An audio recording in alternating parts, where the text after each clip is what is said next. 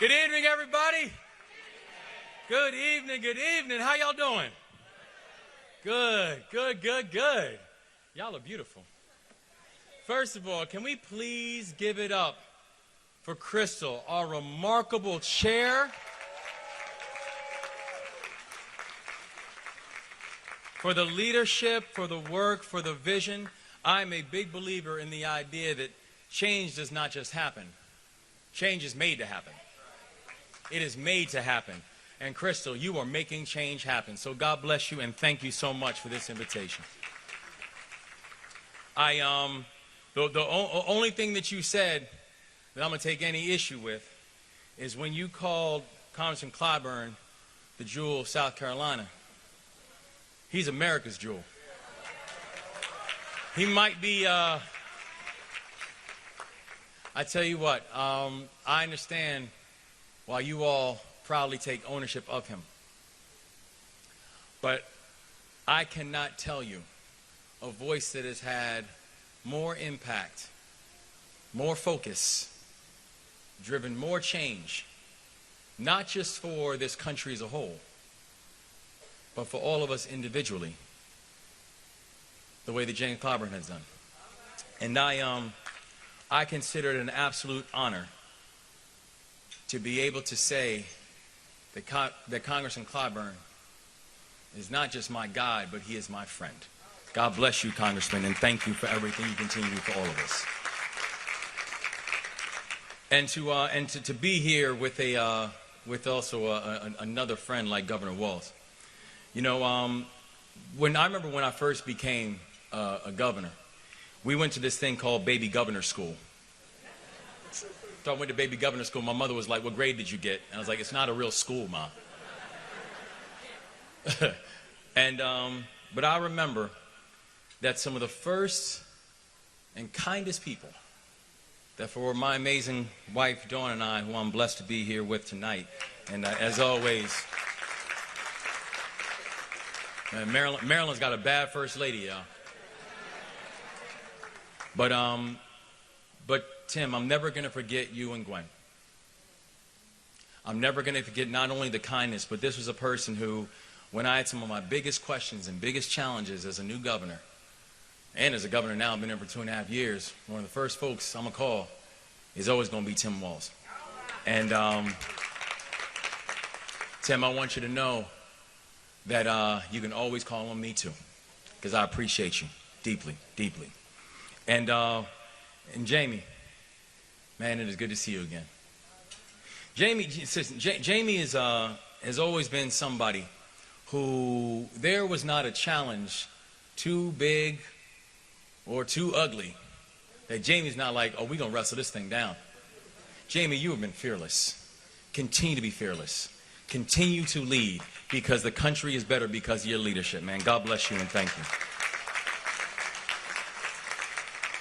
And I really am honored to be with each and every one of you here tonight, because I've traveled a pretty improbable journey to be with you here this evening.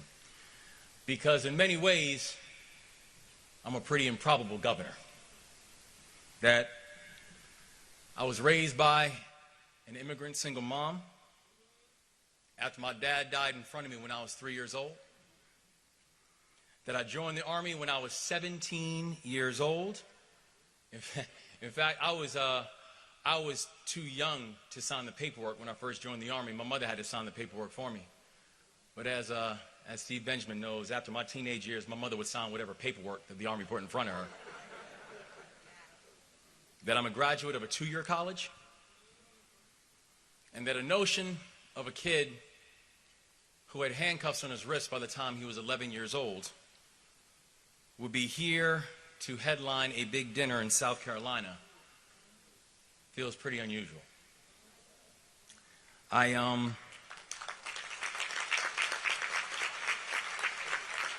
To be here with so many distinguished leaders and role models and change makers, it might seem like a long way from where I came from, but in many ways, tonight's a homecoming. Because my grandfather was born in South Carolina. My grandfather was born in Charleston. He was the son of Louise and Josiah Thomas, and they emigrated to South Carolina from Jamaica. Now, my great-grandfather Josiah, he was a minister, and I want to be very clear, he was a very vocal minister. All right? He was a minister who didn't just preach the word of God. He was a minister who reminded people on earth that they needed to act accordingly as well. And so this minister started receiving a whole lot of attention, and not just from the members of his congregation. This minister started receiving a whole lot of attention from the Ku Klux Klan. And so they threatened his life. They threatened his livelihood. They threatened his family. And so one night, my great-grandfather picked up his family, including his young son. They didn't just leave South Carolina. They left the United States. And they went back to Jamaica. And much of my family, to include my great-grandfather, they always pledged to never come back to this country. That the pain was too real, that the hurt was too deep, and much of my family has never come back here. But my grandfather loved America too much to let the cruelty of some diminish his love for all. And so he believed in the promise of America. And he believed that the promise of America meant that our destiny is actually in our own hands. So he came back to the States as a young man. He went to Lincoln University and HBCU in Pennsylvania. He always said, this country would be incomplete without me, in all of his humility. And my grandfather, Reverend James Joshua Thomas, became the first black minister in the history of the Dutch Reformed Church.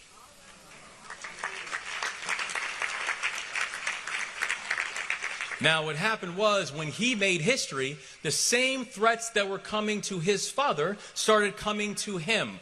The difference is, my grandfather didn't flinch. He stayed here in America until the day that he died. When he passed away and transitioned at 87 years old while I was serving in Afghanistan with the 82nd Airborne Division. Oh. And of the many, many lessons that he taught me, I want to spend time in my remarks talking about just one of them. And frankly, and I'm glad, Congressman Clyburn, that you talked about Dr. King's letter from a Birmingham jail. Which, by the way, I truly believe that a letter from a Birmingham jail is one of the top pieces of American canon that has ever been written. I literally, every 6 months, as a reminder, I will read and reread a letter from a Birmingham jail. It is that powerful. But I think about something else that Dr. King wrote. Just like my grandfather, another son of the American South.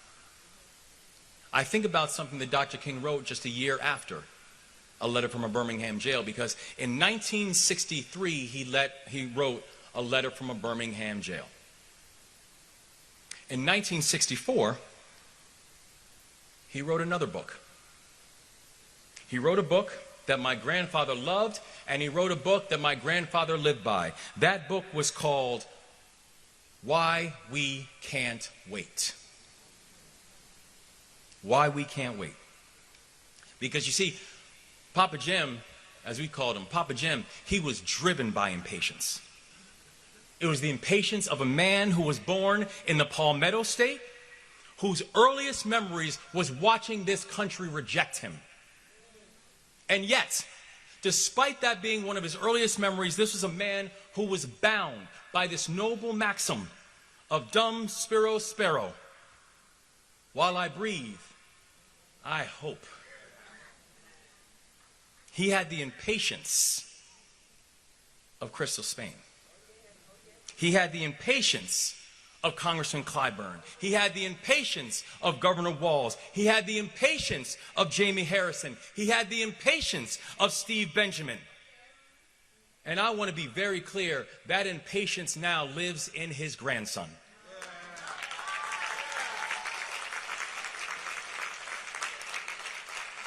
I will never waste time wasting time.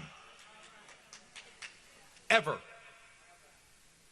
Because I believe that in this moment, I believe in these perilous times that we are in, with so much at stake for those who we love and care about, for those who are so much at stake for the direction of this country that we love. We must fight with the fierce urgency of now and make sure that those lessons that came from before are understood in the now.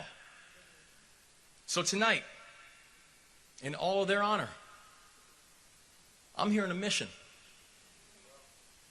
This is the moment for us to say together in one voice, gone are the days when the Democrats are the party of no and slow. We must be the party of yes and now.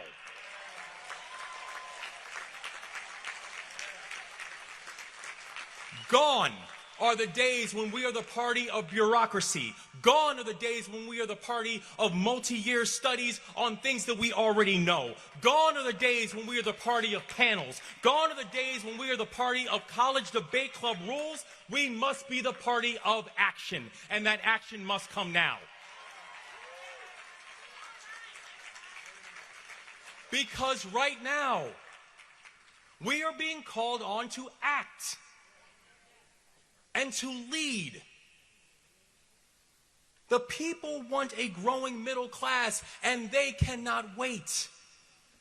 The people want access to work and wealth, and they cannot wait. The people want to feel safe in their own communities and safe in their own skin, and they cannot wait. The people want access to health care that is accessible and affordable and a basic human right, and they cannot wait. The people want good schools that are supporting our educators. And they want schools that are teaching our young people how not just to be employees, but also how to be employers, and they cannot wait. So listen, I don't come from a political background. I don't come from a family that's used to writing laws or writing bills. I come from a family that's used to suffering the consequences of those laws and those bills. My North Star is not the party. It's the people. And I've been listening to what the people of my state have been saying, Democrats and Republicans, urban and rural, young and old. They just haven't been our inspirations, they've been our guides. The reason that we wanted to make Maryland a leader in uplifting our veterans and our service members is because we spend time in our VFW halls. We talk to our fellow veterans who are willing to put on the uniform of this country, but who still cannot get the basic benefits that they have earned and have been promised. And the result, the reason we move as fast as we do, the result is that Maryland is now the first state in the country to provide a pathway to free dental care and health care for members of our National Guard.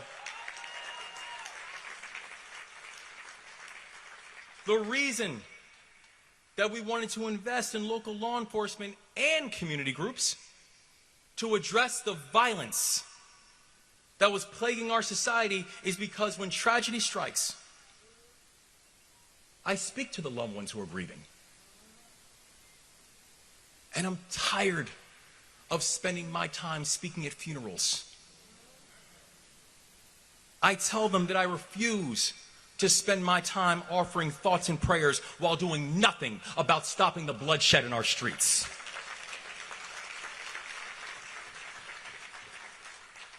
And so we made sure we took it personally and understood why we can't wait. And the result is that we've broken the back of violent crime in the state of Maryland, and today homicides are down, non-fatal shootings are down. We are seeing some of the most impressive drops in violence in our nation. The last time the homicide rate was this low in Baltimore City, I was not born yet.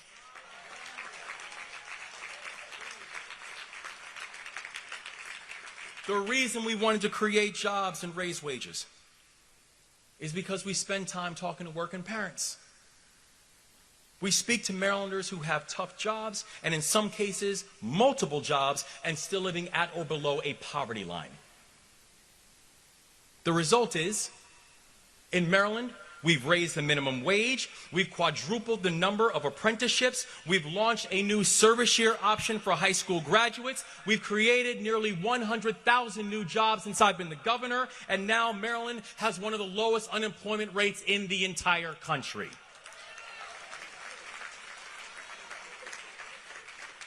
If you are connected to the people, then you understand why we cannot wait. Because they deserve better. And I believe that's what we have to be doing all over the country. The American people don't care how many studies we publish on lowering prescription drug prices if working families still cannot afford prescription drugs. The American people don't care how many programs we fund on affordable housing if they still cannot get enough money to save for a down payment. Urgency is the instrument of change. And you know who actually understands that pretty well? Donald Trump. Because let's be clear, we can and we must condemn Donald Trump's reckless actions.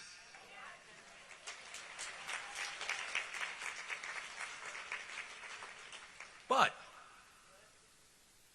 we will be foolish not to learn from his impatience. Donald Trump doesn't need a study to dismantle democracy. Donald Trump doesn't need a study to use the Constitution like it's a suggestion box. Donald Trump doesn't need a white paper to start arbitrary trade wars that will raise the cost on virtually everything in our lives. And so we must think about it this way. If he can do so much bad in such a small amount of time, why can't we do such good?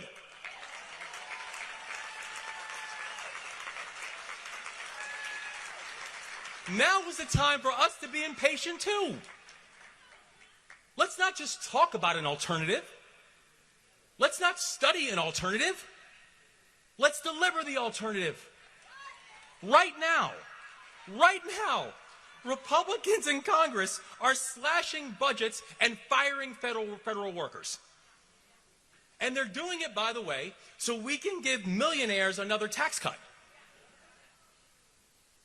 Millionaires another tax cut.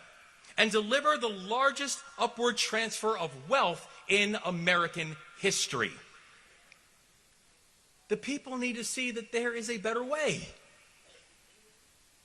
So that's why in our state, I'm proud that I've worked with partners like my good friend, Delegate Jazz Lewis, to help our federal workers get hired and making sure that we are streamlining them in places like education and healthcare to know that if we have a need, we have outstanding federal workers that can help to fill that need as well. That I've been able to work with people like my friend Chair Vanessa Atterbury.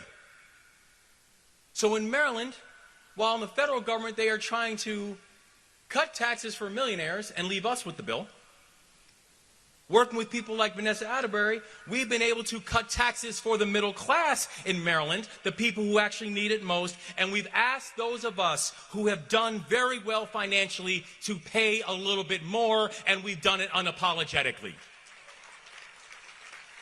So then that way, we can have the best public schools in the country, and that way we can make sure that our firefighters and our police officers can stay on the job. That right now we have a president of the United States that is hosting dinners for crypto millionaires. You literally can't make this up. Hosting dinners for crypto millionaires who are investing their dollars in his own public Bitcoin company. And we haven't banned members of Congress from buying and trading stocks who are sitting in their offices while still on Capitol Hill. The people need to know there's a better way. And that's why in our state, I've worked with partners like my friend Delegate Mark Corman to hold government officials accountable and ensure that Maryland and use it as a get-rich-quick scheme. That right now the Trump administration is actively divesting in black communities, actively dismantling our minority business programs, and actively banning books about our history. And I want to be clear, they are not banning books about our history because they think it makes people feel uncomfortable. They are banning books about our history because they know if you know your history, you know your power. I know my history.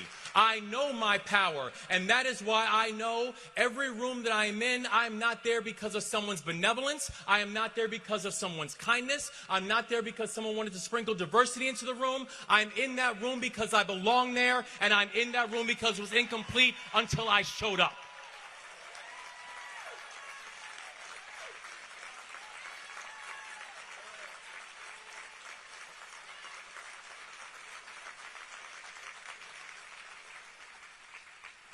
So the people need to know that there is a better way. And so that's why in our state, I'm very proud to work with partners like my friend, Senator Antonio Hayes, to secure over $1.3 billion for our HBCUs, an increase of nearly 60%. We've delivered more than $800 million in state contracts for our black entrepreneurs and our black-owned businesses in Maryland. And I signed the largest pardon, single mass pardon in the history of the United States. 175,000 cannabis convictions were pardoned in the stroke of a pen. Because we cannot talk about the benefits of legalization if we do not deal with the consequences of criminalization. Doing the work of repair cannot wait. It must be done now. The fight for our future does not take place in the future. The battleground is here. The fight is now. In 10 years, our success will not be measured by how much we resisted or how loud we yelled. Our success will be measured in the results that we deliver to make life better for people. The wages we raised, the jobs we created, the homes we built, the bridges we built, and the lives that we changed. That's how we will be evaluated. And anybody who is talking about 2028 doesn't understand the urgency of 2025. Doesn't understand the assaults that we are under right now. These are serious times. And we have a bunch of unserious people who are making these decisions and making life harder for our families. Making it difficult for us to build legacies. Making it more challenging to say that we understand the assignment of now.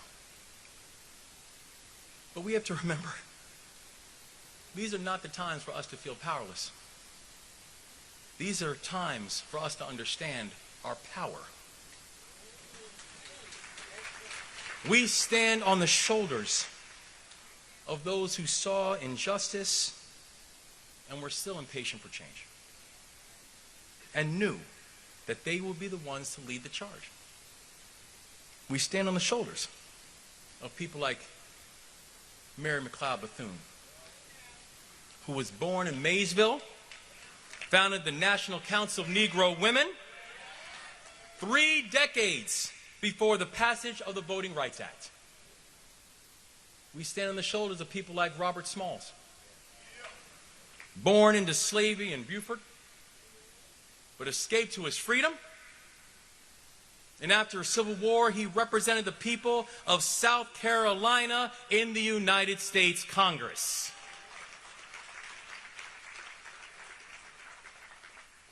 We stand on the shoulders of another son of the Palmetto State, my grandfather, Reverend Dr. James Joshua Thomas, who had a deep Jamaican accent his entire life, but had South Carolina grit all through his bones. A deep Jamaican accent his entire life, but maybe was the most patriotic American that I've ever met. He loved this country. He loved this country not because he was ignorant of this country's complicated past. In fact, it's the opposite. He was born into this country's complicated past. But he loved this country because of what it represented. A hope for a better future. He knew that America was the most unique experiment in the history of the world. And that promise was worth protecting. And just before I deployed for Afghanistan with the 82nd, airborne, my grandfather gave me a Bible. And y'all know it's one of those, little Bibles, just the New Testament in it, little ones, green copy. So it literally was small enough, it fit right in my flak vest, and I put it in my flak vest before I went on every mission. And on the front cover, he wrote an inscription, and it just simply said, "Have faith, not fear." And I used to recite that before I went on every mission. Have faith, not fear. Have faith, not fear. Have faith, not fear. I might have recited before I got up here to give this speech. But my grandfather also understood something too. That while he wrote faith, not fear in the front of that Bible, he also understood that, as the Bible says, that faith without work is dead. Have faith, not fear. But faith without work is dead. So, all my friends, if you share the same optimism that I feel, if you share the same aspirations that I know, if you know in your heart that America can be better tomorrow than it is today, then let us refuse to be the party that is governed by fear, and let us have faith that our cause is just and that our vision is true.